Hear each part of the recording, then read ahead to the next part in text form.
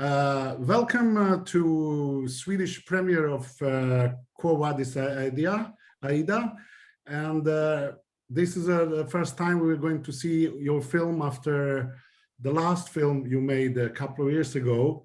And we in Sweden are looking forward to see this premiere. We were talking about this film. It's long time ago that you made film. So please, can you tell me a little bit about your process doing this film?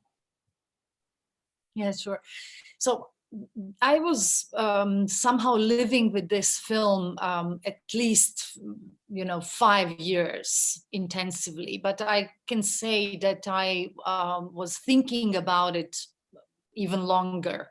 I always read everything about Srebrenica. I was going there for anniversary, but I always thought it is not me who should make this film because its subject is too big, emotionally it's too heavy, and we are living in a situation where Srebrenica is still very hot political issue. There are a lot of forces who denies that genocide happened, and I knew if I go into this, it means entering hell.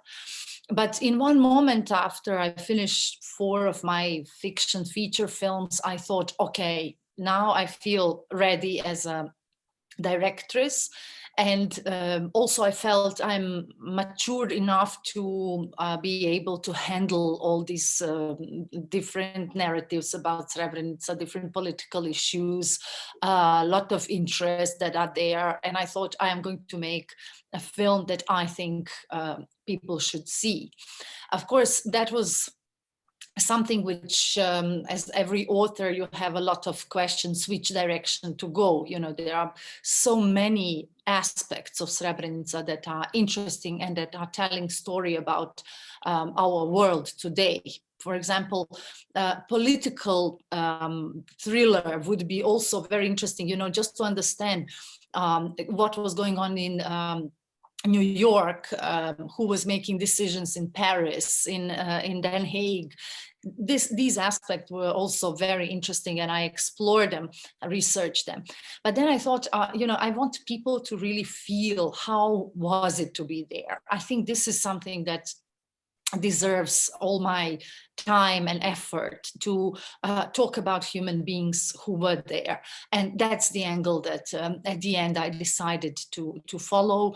There were also a lot of concerns which character, and at the end I decided it's mother, who is translator, so she's able to show as a Bosnian what were her Bosnian challenges, and as a UN interpreter she had access to negotiations and to all these things that other Bosnians couldn't have. So there were showing these two worlds that are colliding at the end. Certainly very, very emotional and very, I saw film, my congratulations, and it's a beautiful piece of cinema, firstly, and it's a really, really emotional journey you take us as an audience. Thank you for that, and I think this is really, really brave to do this. One more thing I want to ask you about shooting. This requires so many aspects, and you chose to shoot in Bosnia, of course, in Herzegovina. What I heard about it. Can you tell me a little about the process to shoot this amazing film? Yeah, for us it was clear from beginning we can't film it in Srebrenica because the mayor of Srebrenica is denying the genocide happened. The people who live there would not like to be part of the film. So we decided to go south to Herzegovina and find place which looks like this UN base.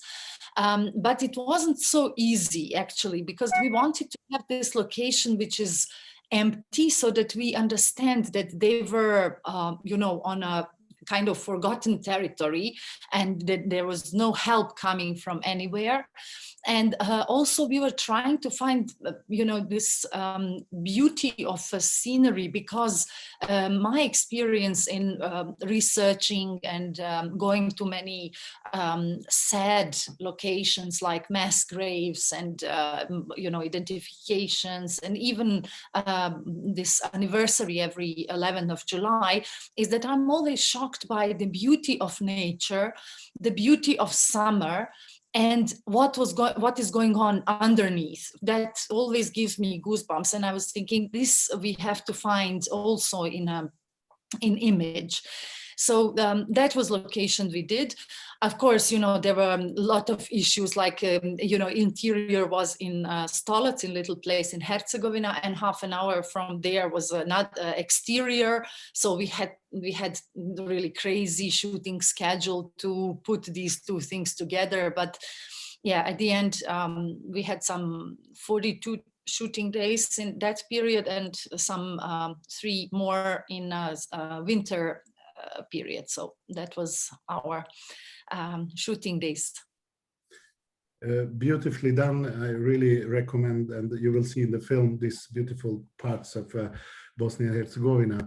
And another question, what is interesting, I think this is even if you don't think this is a quite political, it became political film in many things. And this how you see on your involvement in, even if you don't want to talk about it, but it became something, some history of Bosnia past 30 years ago, what is very important, very emotional. How you comprehend with all this feeling as director now, how you try to be out of all this conversation about discussions, what you're feeling now when you've done it? Look, I knew that many people would use film as a political weapon. And I decided with my team, of course, from the Blockada, that first of all, we will not announce that we are shooting the film, so nobody can use it against each other, before film was made. And immediately after we finished, when film was in Venice, we immediately decided to make a premiere. And we did it, the very first one we did for young people. We decided not to invite any politicians and just do it for young people, because of exactly this, that we didn't want to give this film to political fights. We wanted to say to young people from Serbia, Croatia, and Bosnia, all regions of Bosnia, that they are born after genocide, and they have nothing to do with it.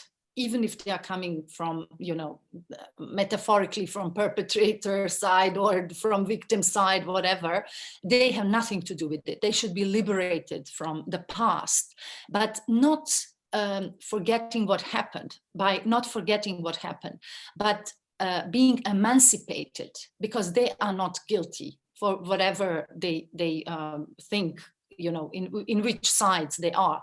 They are not guilty for that, and they shouldn't be in prison of the past.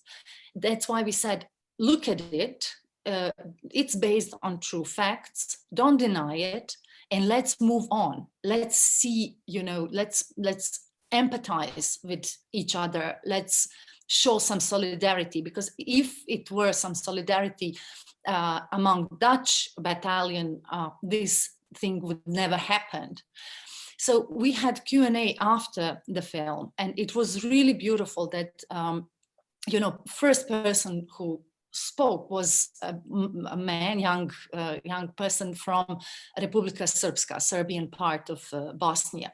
And he grew up for 20 years being bombarded with narratives that Srebrenica never happened, that Ratko Mladić is a hero. And, though it is proved that he's a war criminal with thousands of documents to show it and witnesses.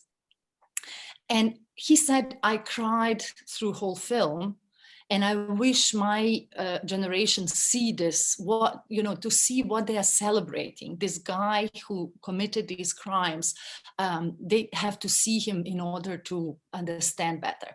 And for me, this was the biggest award, because it means that after 20 years of being bombarded with false facts and narratives, people's hearts are still open enough to receive other people's stories. So this was my, to answer your question, this was my way to fight this very, very dramatic political territory, and to give this message with the film, and then nobody was able to take it to be a weapon against somebody else. So certainly, and I understand completely this message. One final question. I think it's quite absurd that we are living in Sweden. It's 1.5 hours with plane to Srebrenica, to Bosnia.